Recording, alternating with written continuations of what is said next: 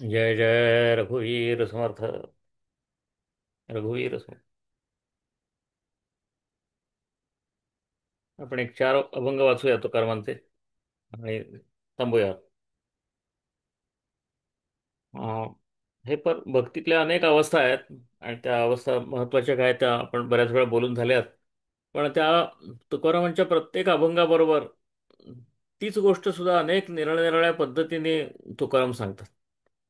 आता हा अभंग बघा. सत्य सत्य देते फळ.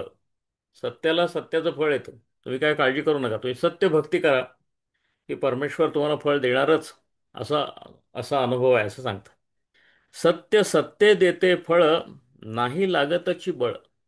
तुम्ही फार ताकद लावायचं कारण नाही. पांडुरंग मिळायचं असेल तर ते ताकदीचं काम नाही आहे. आणि ताकदीचं काम म्हणजे काय, ते पैलवानकी नाही आहे काही, पण सारखा निग्रह करणे, उपास तापास, स्वतःला त्रास करून घेणं, वनात जाणं, अशा पद्धतीचं जे बळ लागतं ते बळ काही नाही, भाव पुरेसा आहे. तुम्ही आज सत्य भाव बाळगा, पांडुरंग तुम्हाला मिळणारच. असा हा अनुभव म्हणून सांगतात. सत्य सत्य देते फळ, नाही लागतची बळ. ध्यावे देवाचे ते पाय, धीर सकळ उपाय. देवाचे पाय फक्त तुमच्या चित्तात असू देत आणि मनात असू देत, बाकी काही कशाचंही कारण नाही. तो तुम्हाला धीर देईल आणि दुसरा कसलाही उपायाचं काही कारण नाही. करावीच चिंता, नाही लागत तत्वता. तुम्हाला काही त्याचे कसली अँक्झायटीच घेऊ नका. तुम्ही फक्त मनामध्ये भाव धरा आणि दृढ भाव धरा आणि बाकी काहीही करू नका आणि आपली विहित कर्म आहेत ती करत राहा. हे संतांनी सांगितलेला मोठा उपदेश आहे. ह्याच अभंगात तेवढाच. तुका म्हणे भावे, शरण म्हणविता बरवे. तुम्ही फक्त पांडुरंगाला शरण जा, सगळ्या तुमच्या गोष्टी पांडुरंगावर टाका, भाव सत्य बाळगा आणि त्याला फळ येईल हा माझ्या शब्दाचा विश्वास धरा आणि पुढे सरका. असं असं भक्तांना उद्देशून सांगितलेलं आहे.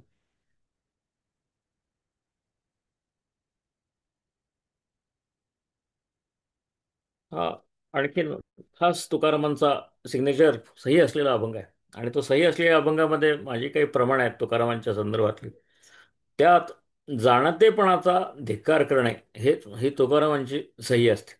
कारण त्यांना हे ब्राह्मण लोक जे चर्चा करत बसतात, त्या चर्चेचा वेदांत उपनिषद, हे सत्य ते घटापटाचं वादभेद काय काही कारणच नाही म्हणाले ते. हा सगळा अहंकार होतो आणि ह्या अहंकारामुळं परमेश्वरापासून आपण बाजूला जातो असं तुकारामांचं कायमचं म्हणणं. त्यामुळंच तर ते बरे देवा कुणबी केलो, नाही तरी असतो दंभेची मेलो, असं जे म्हणलंय त्यांनी, ते फार फार फार महत्वाचं. तसंच आता आता ह्या अभंगामध्ये तुम्हाला ते दिसेल. जाळा तुम्ही माझे. तुकाराम बघा कसं म्हणतात स्पष्ट. तुकारामाचं नेहमीसारखं, जाळा तुम्ही माझे, जाणते मी पण.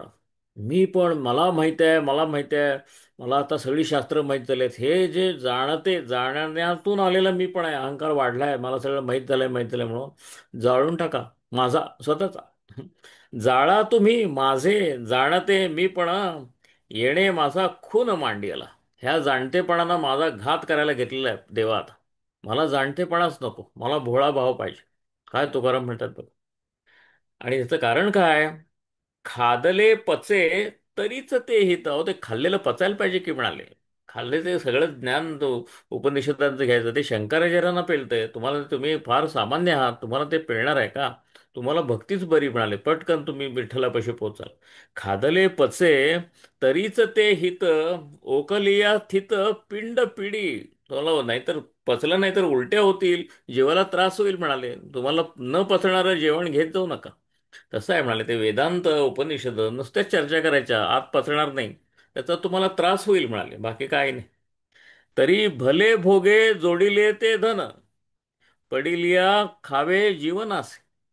पडिलिया खाते किंवा खावे जीवन असे, असं म्हणतं तुम्हाला जेवढं गरज आहे आणि जेवढा पैसा तुम्हाला खर्च करता येतो आणि बाळगता येतो, तेवढाच नीट जोडून तुमच्याकडे ठेवा, नाहीतर चोर येऊन घेऊन जातील. म्हणजे तुम्हाला मारतील आणि घेऊन जातील.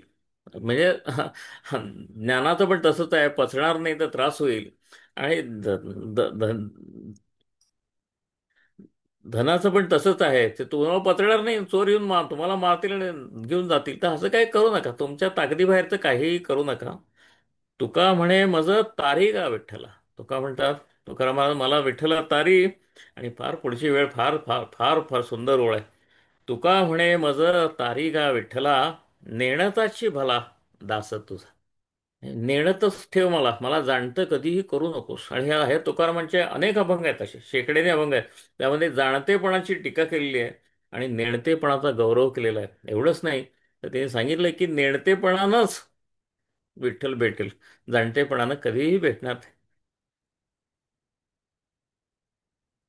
अशाच अर्थात एक अभंग अजून एक आपण बघूया. माया मोहजाळी होतो सापडला, परिया विठ्ठला कृपा आली. हा अगदी ज्ञानाच्या अवस्थेतला अभंग आहे हा तुकोबांचा. काय तुकोबांनी काय सगळ्या प्रवासानंतर काय विठ्ठलानं कृपा केली हे सांगतात आपल्याला. माया मोहजाळी होतो सापडला, मायेच्या मोहात अडकलो होतो, संसारात अडकलो होतो, विकारात सगळीकडे फसलेलो होतो मायेच्या मोहामध्ये. परी या विठ्ठला कृपा आली. खरं तर ह्यांच्या भक्तीमुळे विठ्ठल प्रसन्न झाला, पण स्वतःकडे काहीही घेत नाहीत. ह्या विठ्ठला हा एवढा प्रेमळ आहे, त्याचा मी ध्यास घेतला, त्याला माझी माया निर्माण झाली. आणि त्याची कृपा झाल्यामुळं माया मोहजळी होतो सापडला, परी या विठ्ठला कृपा आली. काढूनी बाहेरी ठेविलो निराळा, कौतुक डोळा दाखविले. काय चमत्कार सांगितले बघा. ज्यामध्ये मी अडकलो होतो, तर मला त्या मायेच्या मोहतनाचा बाहेर काढला तर काढलाच, आणि साक्षी करून टाकला. तुकारामांची ही आध्यात्मिक अवस्थेतली उच्च अवस्था आहे. आणि त्या अवस्थेचं पूर्ण श्रेय ते पांडुरंगाला देतात, ते स्वतःला घेतच नाहीत. कारण ते जाळं ते माझे मी पण जळू द्या असंच ते म्हणणारे असल्यामुळं स्वतःला श्रेय घेतलेलं नाही. पण हा खरा अर्थ याचा असा आहे की एका साक्षी भावाला तुकाराम पोचलेत त्यांच्या आध्यात्मिक साधनेमध्ये. आणि माणूस जीव अडकतो कशा कशामध्ये, देहामुळं अहंकारामुळं ह्या मायेच्या प्रपंचात फसतो कसा, हे आता पांडुरंग त्यांना दाखवतोय. असं वाटायला लागलं की कसे काय लोक फसतात, आता मला कळत नाही कसं मी फसलोच होतो. पण पांडुरंगानं मला ह्या सगळ्या जाळ्याच्या बाहेर काढलंय. ते जाळं तसंच आहे, ते खोटं बिटं काही नाही, ते आहे तिथे. पण आपण फसायचं का नाही फसायचं आपल्या हातात आहे, हे मला कळलंच नव्हतं. आणि पांडुरंगानं असं मला अलगद बाहेर काढलाय, आणि आता तो सगळा पसारा दाखवायला लागलाय. काढूनी बाहेरी ठेविलो निराळा, कौतुक डोळा दाखविले. हे सगळं मायेचं कौतुक डोळ्यानं मला बघायला मिळालं, काय प्रपंच असतं तर. मग मायेचं वर्णन केलंय. नाचे उडे माया करी कौतुक, ही माया काय आहे, नाचते उडते काय काय कौतुक करते. नाशवंत सुखे साच केली. अहो, ज्या सुखांचं काही शाश्वती नाही, असे सगळे देहाचे सगळे सुख माया ममतेची सुख आहेत, ही शाश्वत वाटायला लावली, अशी ही माया आहे म्हणाले. आणि पांडुरंगाच्या कृपेमुळे बाहेरून बघतोय तर काय मायेचा खेळ चाललेला मला दिसायला लागला स्पष्ट. कसं काय लोक अडकतात. रडे फुंदे दुःखे कुडीतील माथा. ह्या मायेच्या मायेच्या मागं लागून रडतात, फुंदतात, दुःखानं कुडतात लोक, जीव ते सगळे कुडणारे जीव मला बघायला मिळाले. रडे फुंदे दुःखे कुडीतील माथा, एकासी रडता तेही मरे. यामध्ये तुकाराम आहेत. पुढे एक मामी आपली ती ओळ आहे ती, मरे एक त्याचा दुजा शोक आहे, तोही पुढे जाता आहे. असं जे म्हणलेलं आहे तर रामदासांनी मनाच्या श्लोकात, तर हे आहे आमच्या तुकारामाचा अभंग त्याचा. रडे फुंदे दुःखे कुढेतील माथा, एकासे रडता तेही मरे. दुसऱ्यासाठी रडणार आहे ते पण मरून जात आहे. म्हणले काय एवढं अशाश्वत आहे. तुका म्हणे मज वाटते नवल. तुकारामानं म्हणलं मला आश्चर्यच वाटतं की लोक अडकतातच कसे संसारात. अडकलंय विठ्ठला सोड असं परवा म्हणत होते तुकाराम. आता त्यांना मायेचा प्रपंचातनं सोडवलंय विठ्ठलानी, पण स्वतःकडे घेऊन गेलेले नाहीत विठ्ठल. अजून अजून त्यांचं वैकुंठ आरोहण व्हायचं आहे. ते सगळं दाखवत आहेत, त्यापूर्वी सगळं कौतुक दाखवत आहेत. बघ म्हणाले काय कसे लोक कसे अडकलेले असतात बघ तुका. आणि म्हणून तुका म्हणे मज वाटते नवल, मी माझे हे बोल ऐकून या. लोक सारखं मी माझं असं म्हणत बसतात. काय वेडेपणा चाललाय म्हणजे. आणि ह्या ह्या ह्या साक्षीभावातूनच तुकारामांच्या मध्ये दया आलेली आहे. तर आपण आता इथं थांबूया. जय जय रघुवीर समर्थ. रघुवीर समर्थ.